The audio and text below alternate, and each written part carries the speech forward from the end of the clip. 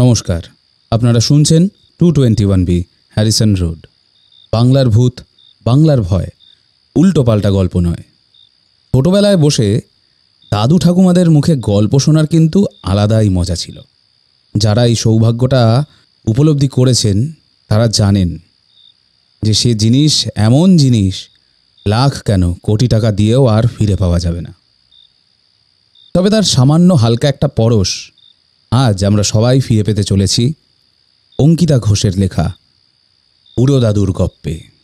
গল্পের বিভিন্ন চরিত্রে বর্ণালী, অস্মিতা, প্রত্যয় আর আমি সুমিতেন্দ্র। তাহলে দেরি না করে শুরু করছি আজকের পর্ব। অবশ্যই এই ভিডিওটা হাইপ করতে ভুলবেন না।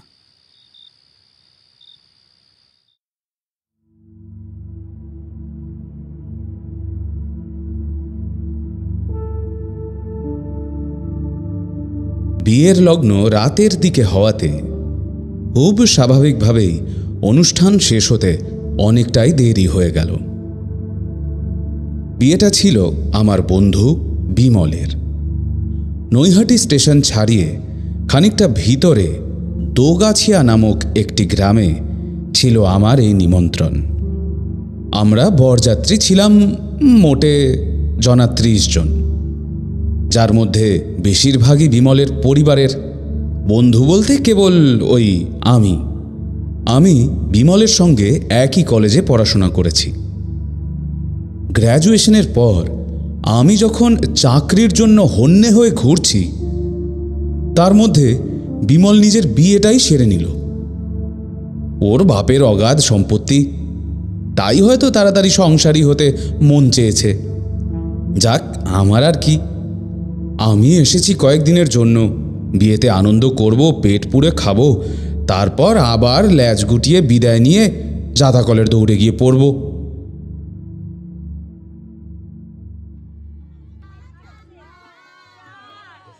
বিয়ে থা সম্পন্ন হলে কবজি ডুবিয়ে খেতে বসলাম। ভাত, সোনামুগের ডাল, রুই মাছের কালিয়া, চিংড়ি মাছের মালাইকারি, কচি পাঁঠার ঝোল, খান 15 রসগোল্লা ও সন্দেশের সদ্গতি করে এলাহি ভোজ সেরে আমি পৌঁছলাম বাসর ঘরে। সেখানে দেখলাম বিমল ও তার স্ত্রীর সঙ্গে বসে আছে আরও কয়েকজন কমবয়সী ছেলে মেয়ে। আমায় ঘরে ঢুকতে দেখে তারা আমাকে বসার জায়গা করে দিল। গলা অবধি খাওয়ার পর পিঠ এলিয়ে দিয়ে ঘুমোতে ইচ্ছে করলেও উপায় নেই। বাসর ঘরে বিমলকে একা ফেলে গেলে হয়তো বৌভাতের নিমন্ত্রণটা হাতছাড়া হয়ে যাবে। অগত্যা চুপ করে বসে রইলাম। মেয়ের বাড়ির লোকেরা আমায় শহরের চ্যাংড়া ছেলে ভেবেই মনে হয় আমার সঙ্গে তেমন কথা বলতে ঠিক সাবলীল বোধ করছিল না। এমন সময় ঘরে ঢুকলেন বিমলের নতুন বউয়ের দাদু। বৃদ্ধের বয়স প্রায় 70-এর কাছাকাছি, পরনে সাদা ধুতি আর পাঞ্জাবি। হাতে একটা লাঠি ঠুকতে ঠুকতে তিনি আমার পাশে এসে দাঁড়ালেন। দাদুর চশমাটা গলায় ঝুলছে, মাথা ভর্তি কাঁচা পাকা চুল, শরীরের চামড়াও কুঁচকে গেছে অনেকটা। কিন্তু এই বৃদ্ধ যে এককালে সুদর্শন ছিলেন তা এখনও তাকে দেখলেই বোঝা যায়। আমার পাশে বসে তিনি বললেন, বয়স বাড়লে মানুষ ছোট হয়ে যায় জানো তো। এখন যেমন আমার নাতি নাতনিদের থেকে আমার মনের বয়স কিন্তু খুব একটা পার্থক্য নেই। তাই তো লজ্জার মাথাকে এই রাতে তোমাদের সঙ্গে গপ্প করতে এলাম। আরে না না, অমনটা বলবেন না। এককালে আমরা কত বন্ধু বান্ধবের বিয়ের বাসরে জেগেছি। তখন সময় ছিল অন্যরকম। বাসরে নাচ হতো, গান হতো, বরপক্ষ কনে পক্ষের মধ্যে গানে গানে লড়াই চলতো সারা রাত। সে একেবারে মজলিসি পরিবেশ, বুঝলে কি না? আচ্ছা। এখন সেসব দিন গেছে, সেসব রসকস শুকিয়ে গিয়েছে। তাই মনে হলো তোমাদের সঙ্গে বসে দুটো পুরনো দিনের কথা বলেই স্মৃতি রোমান্তর করি। তাছাড়া আরও একটা কারণ আছে বটে।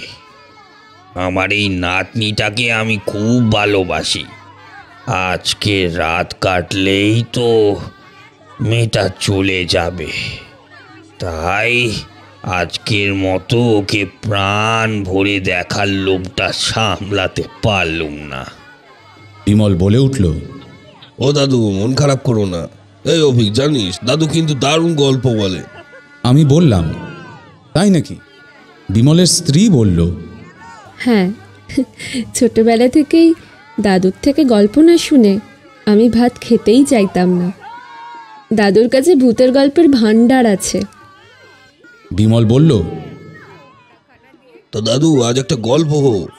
বিমলের বউ বলল, হ্যাঁ হ্যাঁ দাদু, একটা ভূতের গল্প বলো না। দাদু হেসে বললেন, গপ্প সে হতেই পারে, কিন্তু গপ্প না হয়ে যদি সত্যি ঘটনা হয় তাহলে চলবে। ভূতের প্রসঙ্গ ওঠার পর থেকেই ঘরের বাকিরা আমাদের কথাবার্তা মন দিয়ে শুনছিল। দাদুর এই প্রস্তাব শুনে আমাদের সাথে ওরাও এক বাক্যে হৈ হৈ করে উঠল। চলবে চলবে, দাদু বলো বলো। যে ঘটনাটা আজ আমি তোমাদের বলছি সেটা একটা গ্রামের ঘটনা বটে, কিন্তু আমাদের বাংলার কোনো গ্রামের ঘটনা নয়। তখন আমার সবে সবে বিয়ে হয়েছে। মধুচন্দ্রিমা বলতে সে সময় কিছুই ছিল না। বিয়ের পর তখন কোনো আত্মীয়ের বাড়িতে ঘুরতে যাওয়াটাই ছিল ওই এক প্রকার, এই তোমরা কি যে বলো, হানিমুন না কি মুন, ওই আর কি। আমি তখন বেছে বেছে আমার এক কাকার বাড়ি যাওয়ার সিদ্ধান্ত নিলুম। সেই কাকার বাড়ি ছিল রাজস্থানের পূর্ব প্রান্তে। শুষ্ক মরুভূমি আর উর্বর সমতলের সংযোগস্থলে অবস্থিত ভরতপুর জেলার এক ছোট্ট গ্রামে। গ্রামটির নাম পালং। আমার কাকা ছিলেন সেখানের বিডিও সাহেব।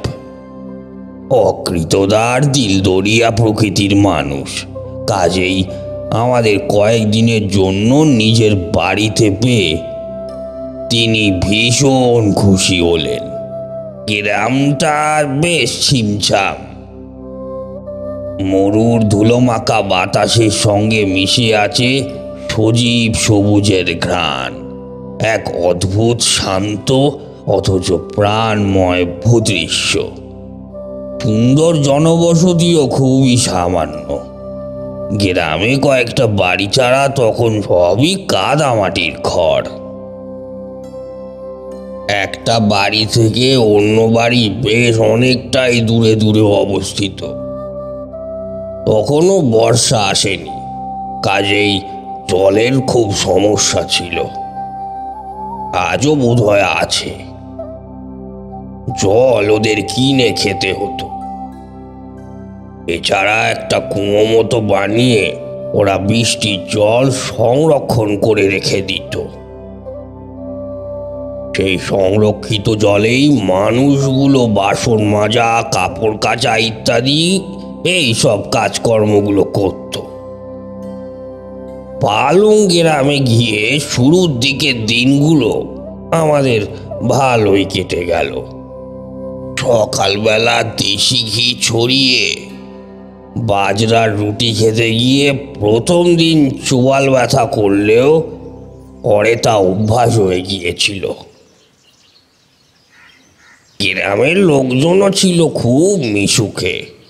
আমাদের সঙ্গে সুযোগ পেলেই তারা এসে গপ্পগুজব করে যেত। কিছুদিন তো সব স্বাভাবিকই কাটলো, কিন্তু হঠাৎই একদিন আমি একটা অদ্ভুত ব্যাপার লক্ষ্য করলাম। দেখলাম পালং গ্রামের প্রত্যেকের বাড়ির সামনে দেওয়ালে সেদিন বাড়ির মেয়েরা গোবর দিয়ে হাতের ছাপ দিচ্ছে। গোবর দিয়ে ঘুঁটে তৈরি করতে আমিও আমাদের গ্রামে দেখেছি, কিন্তু এভাবে গোবরে হাত ডুবিয়ে দেওয়ালে ছাপ দিতে এই প্রথমবার দেখলুম। আমি কাকাকে জিজ্ঞাসা করলুম, আচ্ছা কাকা, এই গ্রামের সবাই বাড়ির বাইরে এরকম হাতের ছাপ দিয়ে রেখেছে কেন? কাকা বললেন, আজ অমাবস্যা তো তাই। অমাবস্যা তো কি হয়েছে? অমাবস্যায় এই গ্রামে চুড়েল আসে। কে আসে? চুড়েল মানে পেতনি? হ্যাঁ, কয়েকদিন আগে মেহেন্দিপুর বালাজির ঘটনার পর থেকেই এই গ্রামে এসব গন্ডগোল শুরু হয়েছে রে বাবা। এই মেহেন্দিপুর বালাজি আবার কি? আরে মেহেন্দিপুর বালাজি হলো রাজস্থানের এক পবিত্র ও জাগ্রত মন্দির। ওখানে ভূত তাড়ানো হয়। হ্যাঁ, সারা ভারতবর্ষ জুড়ে এই জায়গার বিশাল মান্যতা রয়েছে। কোনো ওঝা বা তান্ত্রিক যে ভূতকে শায়েস্তা করতে পারে না, সেই ভূতকেও এই মন্দিরের পণ্ডিত পুরোহিতরা বন্দি করে রাখতে পারে। কোথায় রাখে বন্দি করে? শুনেছি কাঁচের শিশির মধ্যে। এরা নাকি ভয়ানক শক্তিশালী বিভৎস সব আত্মাদের কাঁচের শিশির মধ্যে বন্দি করে একটা মন্ত্রপুত ঘরে রেখে দেন। এই কয়েকদিন আগে শোনা গেছে এই মন্ত্রপুত ঘর থেকে এই 3টে কাঁচের শিশি উধাও হয়ে গেছে। ব্যাস, তারপর থেকেই তো এই গ্রামে ওই চুড়েল দেখতে পাওয়া যাচ্ছে। আমাদের অনুমান এই চুড়েল নিশ্চয়ই ওখান থেকেই মুক্তি পেয়ে আমাদের গাঁয়ে এসে ঘাঁটি গেড়েছে। এই গ্রামের অনেকেই অমাবস্যার রাতে এই আত্মার খপ্পরে পড়েছে। এখানকার লোকেরা ওকে পেঁয়াজওয়ালি চুড়েল বলে নাম দিয়েছে, বুঝলে? পেঁয়াজওয়ালি চুড়েল? এ আবার কি নাম? আমি তো এতদিন আছি, কই কোথাও তো কোনো পেতনি থরি চুড়েল দেখিনি। তুই যতদিন থেকে আছিস ততদিনে তো অমাবস্যা আসেনি রে বাবা। ওই চুড়েল শুধুমাত্র অমাবস্যার দিনে আসে আর গ্রামের কারোর না কারোর বাড়ির দরজায় গিয়ে একটা করে রুটি আর পেঁয়াজ ভিক্ষা চায়। তখন দরজা খুললেও বিপদ আর সাড়া দিলেও বিপদ। এর থেকে বাঁচার উপায় হলো নয় বাড়ির বাইরে গোবরে মাখা হাতের ছাপ দিয়ে রাখা, আর না হয় ওর ডাকে একটা বারের জন্যও সাড়া না দেওয়া। কাকা কথা শেষ করে হাত ঘড়ির দিকে তাকিয়ে জিভ কেটে বলল, কথা বলতে বলতে দেরি হয়ে গেল। এখন আসি রে, আজ ডিএম সাহেবের সাথে আবার মিটিং আছে সদরে। রাত্রিরে ফিরে তোকে আরও বাকি সব বলবো খন। হ্যাঁ, এলুম।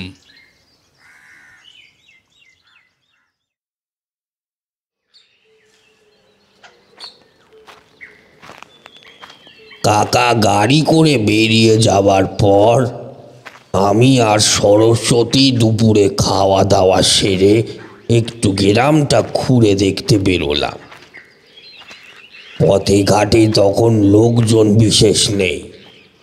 2-1টা গরুর গাড়ি কেবল নিজের তালে হেলতে দুলতে চলেছে। কয়েকটা উট পথের ধারে পিপল গাছের মিষ্টি ছায়ায় বসে ঝিমোচ্ছে।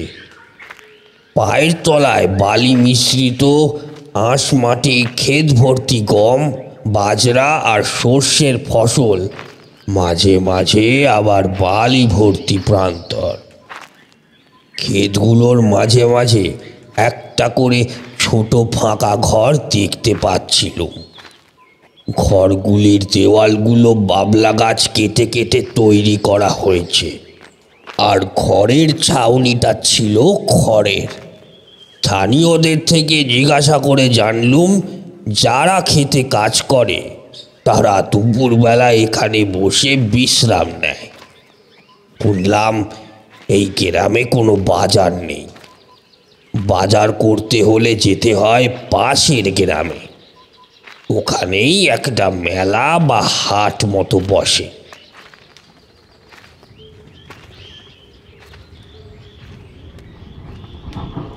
অনেকক্ষণ ঘোরাঘুরি করার পর বিকেলের দিকে একটু একটু করে ঠান্ডা হাওয়া দিতে লাগলো। আকাশ কালো হয়ে এসেছে, বোধহয় বৃষ্টি নামতে পারে। হ্যাঁ, রাজস্থানে বৃষ্টি দেখেছি আমরা। বলো, এর চেয়ে বিরল আর কি হতে পারে? তা যাই হোক, আমরা দুজনেই তখন বাড়ি ফেরার সিদ্ধান্ত নিলাম। বাড়ি ফিরে দেখি আমাদের দরজার সামনে দাঁড়িয়ে রয়েছে কাকার প্রতিবেশী রানী ভাবি ও তার 6-7 বছরের বাচ্চা মেয়ে লক্ষ্মী। এদের সঙ্গে এখানে এসেই আমাদের আলাপ হয়েছে। আমাদের নমস্তে করে তিনি বললেন, নমস্তে, আমাদের বাড়িতে আজ আপনাদের সবার নিমন্ত্রণ রইল। আপনারা এখানে নতুন এসেছেন, তাই অমাবস্যার রাতে আপনাদের এখানে একা একা থাকাটা উচিত হবে না। আমি বললুম, একা কোথায়? কাকা তো আছেন। আপনার কাকার সঙ্গে আমার কথা হয়েছে, তিনি একটু আগেই এসেছিলেন। আপনাদের না দেখতে পেয়ে আমায় বলে গেলেন যে আজ রাতে তিনি আর ফিরতে পারবেন না। এই অবস্থায় আমরা তো এখানে কিছুতেই একা একা ছাড়তে পারবো না। আপনারা আজ রাতে আমাদের বাড়িতেই থাকবেন। আপনারা কেন বেকার এত কষ্ট করবেন? এসবে আমাদের কোনো বিশ্বাস নেই। চোখে দেখেননি তাই বিশ্বাস হচ্ছে না, দেখলেই বিশ্বাস হয়ে যাবে। সে আপনি যাই বলেন ভাই, আজ রাতে কিন্তু আপনাদের কোনো মতেই আমরা একা ছাড়বো না। সরস্বতীর মুখ দেখে বুঝলাম ওর ইচ্ছে আছে ওদের বাড়িতে গিয়ে থাকার। আমি বললুম, ঠিক আছে, আপাতত আমার গিন্নিকেই নিয়ে যান, আমি একটু পরে যাচ্ছি। ভাবি বললেন, একা যেতে পারবেন তো? দেখুন, পথে কিন্তু কারোর সঙ্গে দাঁড়িয়ে আজ কথা বলবেন না। আজ কিন্তু চুড়েলের আসার দিন। আমি হাসলাম, বললুম, আপনি চিন্তা করবেন না, আমি ঠিক সময় মতো পৌঁছে যাব।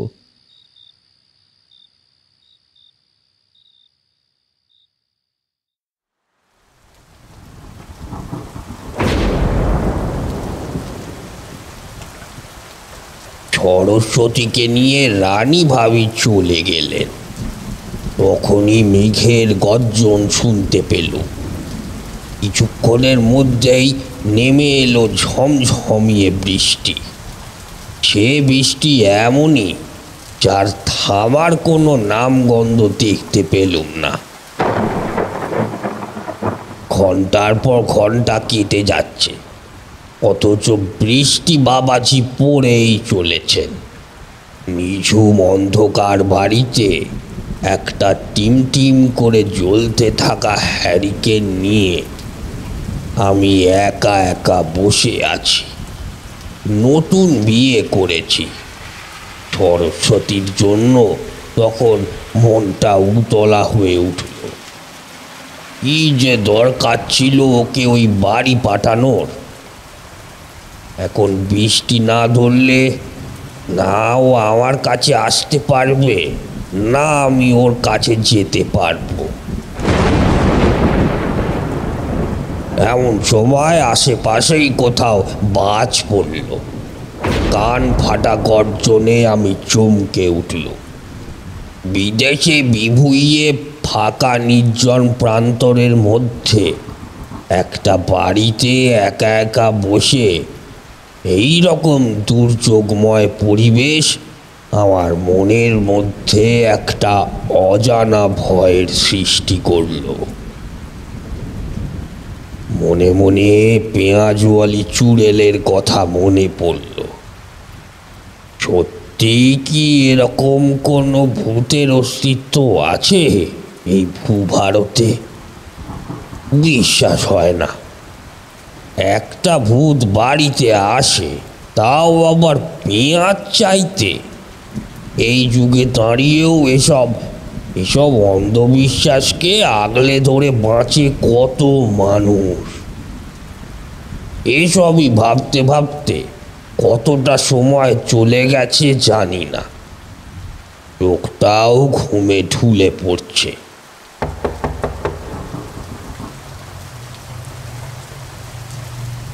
এমন সময় দরজায় মৃদু ধাক্কার শব্দ হলো।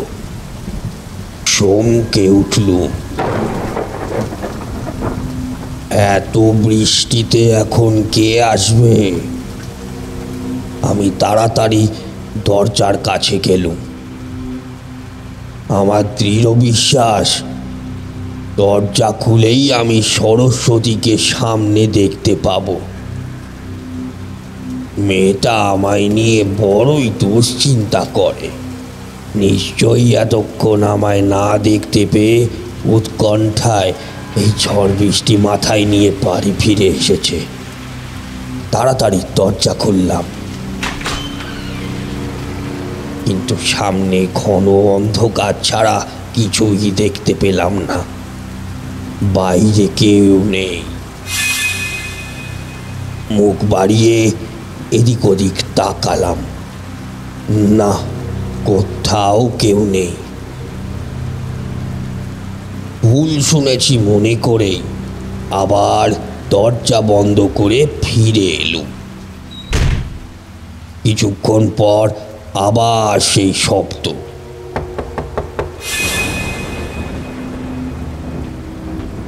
এবারে আমার বেশ ভয় ভয় করছিল।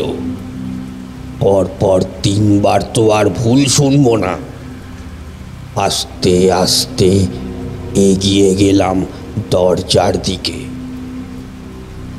কান পেতে শোনার চেষ্টা করলাম।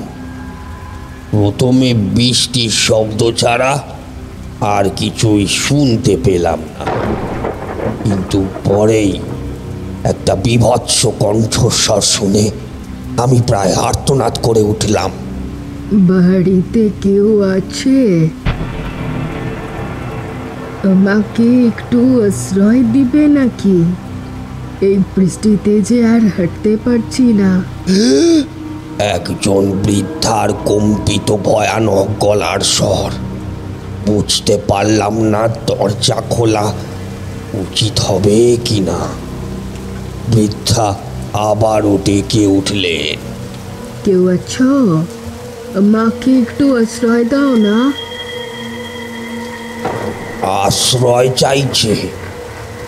পেঁয়াজ তো চাইছে না।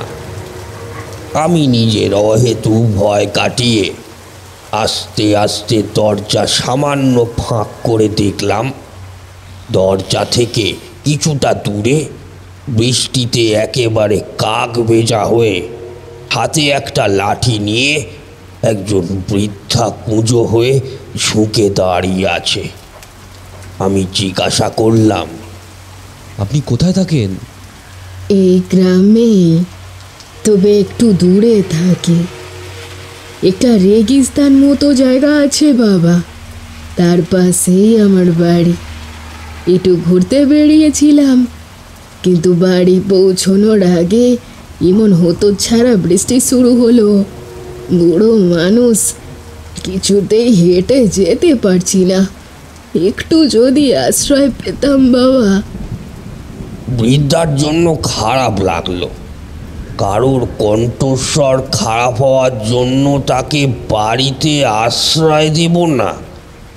আগে হলে আমি এত ভাবতাম না। যত দোষ এই গ্রামের লোকেদের।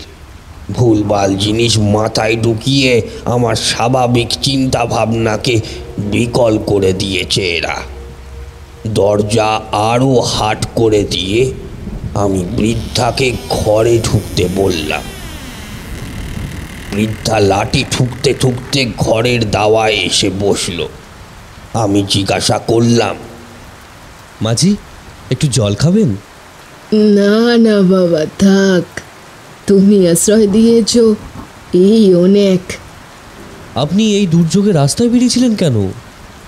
বৃদ্ধা করুণ সুরে বলল, খাবারের জোগাড় করতে। খাবার জোগাড় করতে মানে? বাজারে গিয়েছিলেন নাকি?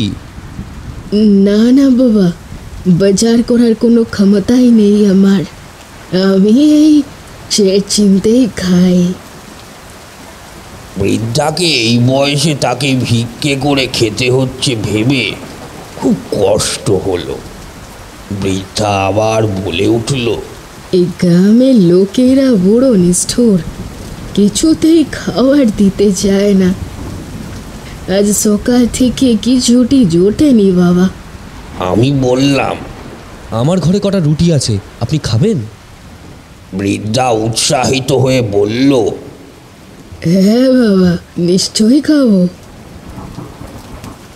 আমি একটা থালায় দুটো রুটি আর ঘি দিয়ে ওনার সামনে রাখলাম।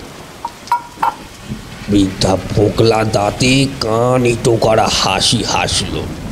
তারপর থালার মধ্যে থাকা রুটিটা দু হাত দিয়ে চটকাতে শুরু করলো। থালাটা নিজের মুখের সামনে তুলে নিয়ে ভালো করে দেখল। তারপর ফ্যাকাশে দৃষ্টিতে আমার দিকে তাকিয়ে থমথমে সুরে বলল, পেঁয়াজ নেই বাবা?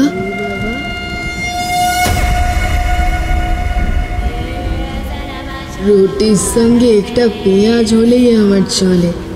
দেবে দেবে, একটা পেঁয়াজ দেবে বাবা? কথাটা শুনেই আমার গায়ে কাঁটা দিয়ে উঠল। বৃদ্ধার কথা বলার ভঙ্গিমা একদমই পাল্টে গেছে। থালাটা নিয়ে সেই কুঁজো হয়ে ঝুঁকে পড়া বৃদ্ধা একেবারে সোজা টান টান হয়ে দাঁড়ালো।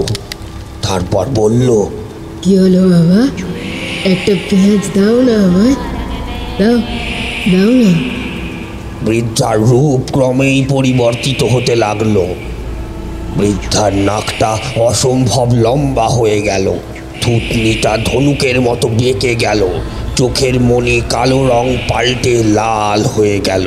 হাসতে হাসতে সে আমার কাছে এসে বলল, দাও দাও আমাকে একটা পেঁয়াজ দাও। আমি পিছোতে পিছোতে দরজার কাছে চলে এলাম। বাইরে তখনও বৃষ্টি পড়ে চলেছে। সামনে বৃদ্ধার ভয়ানক রূপ আমি আর সহ্য করতে পারলাম না। পিঠ দিয়ে ধাক্কা মেরে দরজা খুলে আমি মাঠ ধরে ছুটতে লাগলাম। তখন আমার কোনো হুঁশ নেই। কোথায় যাচ্ছি, কি করতে যাচ্ছি কিছুই জানি না, শুধু ছুটে চলেছি। বৃষ্টির মধ্যে আমার পায়ের সঙ্গে আরও এক জোড়া পায়ের শব্দ পেলাম। মুখ ঘুরিয়ে দেখলাম সে বৃদ্ধা হাসতে হাসতে আমার পিছনেই ছুটে আসছে। আমি ঝড়ের বেগে ছুটতে ছুটতে একটা পাথরে হোঁচট খেয়ে মাটিতে পড়লাম। দেখলাম সেই বৃদ্ধা তখন হাওয়ার মতো উড়ে আমার কাছে এসে দাঁড়ালো। তারপর উবু হয়ে আমার মুখের সামনে নিজের মুখ নিয়ে এসে একটা বিরাট হাঁ করল। সেই মুখের ভিতরে কিলবিল করছে হাজার হাজার মাছি। সেই মাছি আমায় ছেঁকে ধরলো। বাঁচার জন্য আমি ছটফট করছি, তখনই হঠাৎই শুনলাম সরস্বতীর আর্তচিৎকার।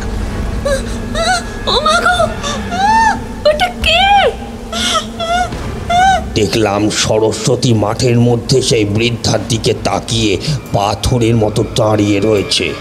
বৃদ্ধা ওর দিকে তাকিয়ে ক্রুদ্ধস্বরে বলে উঠল,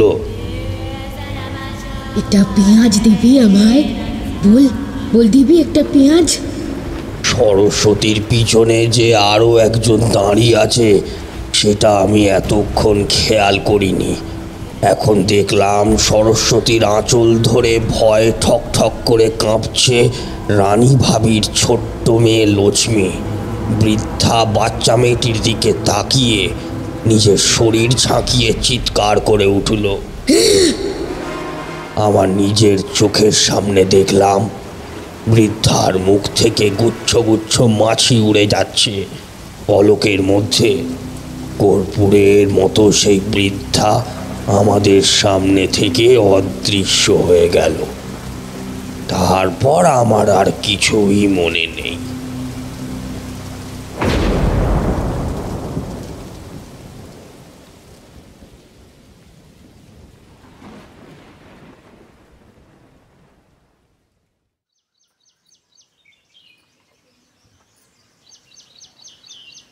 জ্ঞান যখন ফিরল তখন সকাল হয়েছে। আমি শুয়ে আছি কাকার বাড়ির দাওয়ায়। সরস্বতী আমার মাথার কাছে বসে পাখার বাতাস করছে।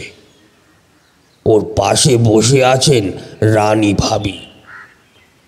কাকাকে দেখলাম দাওয়ায় মাথায় হাত দিয়ে বসে থাকতে। আমার জ্ঞান আসতেই কাকা কাছে এসে বললেন, কি বিপদ বাঁধিয়েছিলি বলতো খোকা? যদি তোর কিছু একটা হয়ে যেত তাহলে আমি দাদা বৌদির কাছে কিভাবে মুখ দেখাতাম বলতো? গতকাল রাতে আমি বাড়িতেই ফিরছিলাম। রানী ভাবির মেয়েটা হচ্ছে লুকিয়ে লুকিয়ে আমার পিছনে আসছিল। আমি সেটা একদম খেয়াল করিনি। মাঝপথে ওই বুড়ির মতো মহিলাকে দেখে আমি চিৎকার করে উঠলাম। ওই বুড়ির রূপ যে কি ভয়ানক আমি বিদ্যুতের ঝলকেই বুঝতে পেরেছিলাম। আমার চিৎকার শুনে বুড়িটা আমার দিকে তাকালো। তখনই আমি খেয়াল করলাম রানী ভাবির মেয়েটা আমার পিছনে দাঁড়িয়ে আছে। কেন জানি না বুড়ি ওকে দেখা মাত্রই আর্তনাদ করে উঠল, তারপর হাওয়ায় মিলিয়ে গেল। কারণ এই চুড়েল কোনো বাচ্চা মেয়েদের ক্ষতি করে না। কথাটা বললেন রানী ভাবি। তিনি আরও বললেন, বাবুজি, আমরা অনেক দিন ধরেই ওই চুড়েলের অত্যাচার সহ্য করছিলাম। তারপর একদিন বাধ্য হয়ে আমাদের গ্রামের মন্দিরের পণ্ডিতজি এখানে এসে একটা যজ্ঞ করে বললেন এই চুড়েলকে এই গ্রাম থেকে তাড়ানো যাবে না। তবে ওকে আটকানোর জন্য অমাবস্যার দিনে বাড়ির দেওয়ালে একটা গোবর মাখা হাতের ছাপ দিয়ে রাখলে আর ও সে বাড়িতে ঢুকবে না। তবে কাল মনে হয় ঝড় বৃষ্টিতে সেই ছাপটা অনেকের মতো আপনাদের বাড়ি থেকেও ধুয়ে মুছে সাফ হয়ে গিয়েছিল। তাই ওই চুড়েল এই বাড়িতে প্রবেশ করতে পেরেছিল। পণ্ডিতজি যজ্ঞ করে আরও কিছু জানতে পেরেছিলেন। ওই চুড়েল নাকি মরার আগে আমাদেরই মতো একজন সাধারণ মানুষ ছিলেন। ও যখন অন্তঃসন্তান ছিল তখন ও শ্বশুর বাড়ির লোক আশঙ্কা করেছিল ও কন্যা সন্তান জন্ম দিতে চলেছে। তাই ওকে একেবারে জ্যান্ত পুড়িয়ে মেরে দিয়েছিল ওই শয়তানগুলো। এমনকি মরার আগে অসহায় মেয়েটিকে শুধু পেঁয়াজ খেতে দেওয়া হতো। মৃত্যুর পর মেয়েটির আত্মা আবার ফিরে আসে। ও বৃদ্ধার ছদ্মবেশে লোককে ভুলিয়ে তাকে বশ করে। লোকে বলে এতদিন ওকে মেদিনীপুরের বালাজিতে বন্দি করে রাখা হয়েছিল, কিন্তু ও কোনোভাবে নাকি মুক্তি পেয়ে আমাদের এই গ্রামে চলে এসেছে। অমাবস্যার রাতে ও সবার বাড়ির সামনে গিয়ে পেঁয়াজ চায়। যে ওর ডাকে সাড়া দেয় ও তাকেই হত্যা করে। তবে এই চুড়েল কিন্তু সবার ক্ষতি করলেও কোনো বাচ্চা মেয়েদের ক্ষতি করে না। গতকাল আমার মেয়ে লক্ষ্মী না থাকলে ও আপনাদেরও মেরে ফেলতো। ভাবির মুখে এই কথা শুনে আমরা আর সেখানে থাকতে সাহস পেলাম না। পরের দিনই সরস্বতী আর আমি কাকাকে বিদায় জানিয়ে ওই গ্রাম থেকে চলে এলাম জয়সালমীরে। এরপর কাকা অনেকবার ডাকলেও আমরা রাজস্থানের ওই পালং গ্রামে ভুলেও বাপের জন্মে যাইনি।